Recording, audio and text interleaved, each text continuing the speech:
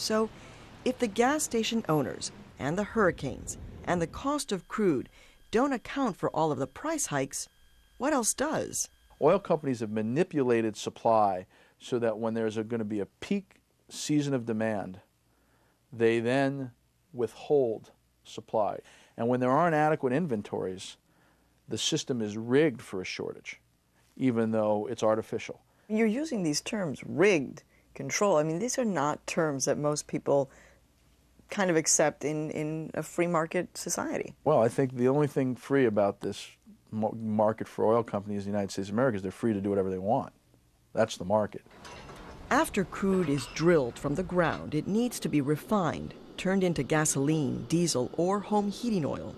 But since the peak in 1981, more than half of the refineries that used to operate in the U.S. have been shut down. And that, critics charge, has been part of an industry strategy going back years. In this Rand Corporation survey, key members of the refining industry complained of substantial excess capacity in the 1980s and 90s, producing poor profits. According to one quote, "Those times were ugly for refining. Executives know what caused it, and they don't want to do it again." There is no doubt that during the 1990s, if you just look at the oil company's own internal documents, that yes, in fact, what they did is look at how to limit production in order to boost their profits. Not my words, the words of the oil industry. Oregon Senator Ron Wyden, who's been following this issue for years, is referring to internal industry documents that came to light during congressional investigations and court cases. One example, a Chevron memo from 1995, which included this warning from an energy analyst.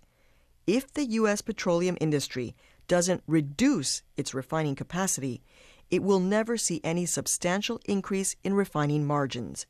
That's margins as in profit margins. Senator Wyden charges the oil companies have actually rigged the market. You're making a charge that they're controlling that? Controlling so that they can make more money? Yes, what I'm saying is anti-competitive practices contribute significantly to the profits that the oil companies make and to the pain that our citizens are seeing. It's utter nonsense to make an argument that the industry has somehow tried to reduce capacity. John Felmy is the chief economist for the oil industry's trade group in Washington, D.C. If you look at what we have done as an industry, we've both expanded capacity and we're planning on expanding capacity even more. But that Rand survey found increasing capacity and output was now frowned upon by many refiners. We have internal documents that say that the industry wanted to keep the market tight, wanted to keep capacity low, and that in effect, in the year 2005, that's what you have, a very tight market. We have a very tight market because we have expanded our refinery capacity, we have increased our conversion capacity, and we've run our refineries harder than we've ever run them before. Unfortunately, that hasn't kept up with demand. We're doing everything we possibly can right now, but we can't do it without additional help. So this multi-billion-dollar industry has asked Congress for help. We'll get to that in a moment. Now, refineries have been faced with tough environmental rules and community opposition, forcing many to close or making it difficult to open new ones. But critics charge the oil companies themselves play a role in this too. Look what happened 2 years ago in Bakersfield, California. Shell Oil, one of the industry's biggest companies, had recently taken this refinery over. Some 400 people worked here, and business seemed to be going strong. It was one of the few Shell U.S. refineries to turn a profit, according to this company memo, which praised the world-class performance of the employees there. One of them was this man, who asked us to hide his identity. They were lying. He believes Shell wanted to tighten the supply of gasoline and diesel in California, and that the company intended to close this refinery down in order to do that. So, just over a year after Shell buys the refinery, Shell is now telling its employees that they want to sell the refinery? No, that they want to demolish the refinery. They want to get rid of it entirely? Yes, correct. They would shut it down and demolish it Shell needed a public reason to close down the refinery, this former employee contends. So first, they said there wasn't enough of the right crude available near the plant. We've concluded that there is simply not enough crude supply to ensure the viability of this refinery in the long term.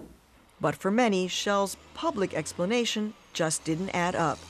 In fact, Shell's crude supply for the refinery came from the nearby oil fields in Kern County, some of the most productive in the country. California the next day came out and said that wasn't true, that we had at least a 25 to 30 year supply of oil left.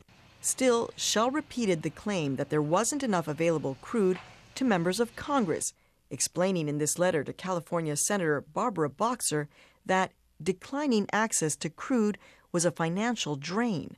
The company went even further, telling the senator the refinery lost $24 million in 2001, $33 million in 2002, and was projected to lose $5.7 million in 2004.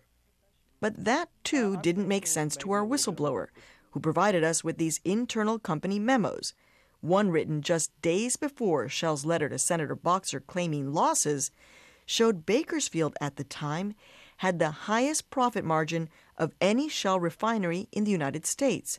The other document showed the refinery was well on its way to making more than $37 million in profit for the year. So on the one hand, you have a head of Shell saying to a senator, we're losing money and we're going to lose money in 2004. But a week before, internal documents are saying Quite the opposite. They were telling the employees in the plant that we were making a lot of money. They were telling the public that we were losing money when they had probably already made over $10 million in the first few months. Why would Shell Oil Company want to make it seem as if Bakersfield was losing money? Because it would make it look better for them to shut it down if we were losing money. Some people might be thinking, this guy worked at the refinery, he was about to lose his job. Maybe he's just ticked off. You're just an angry employee.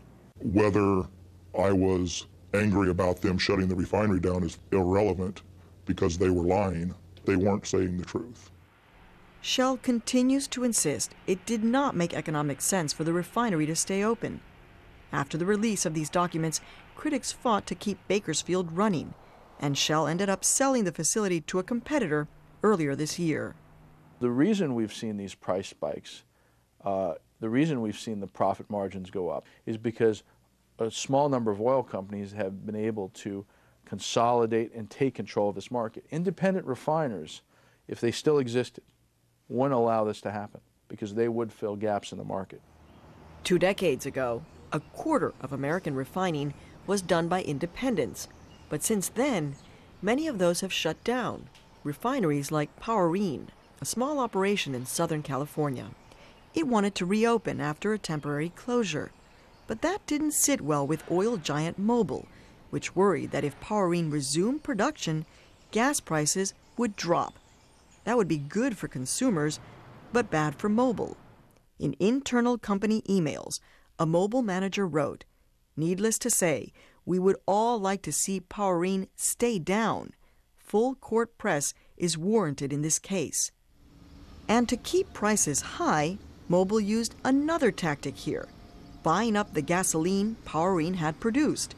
That Mobil manager believed that was a major reason gas prices had jumped 2 to 4 cents a gallon.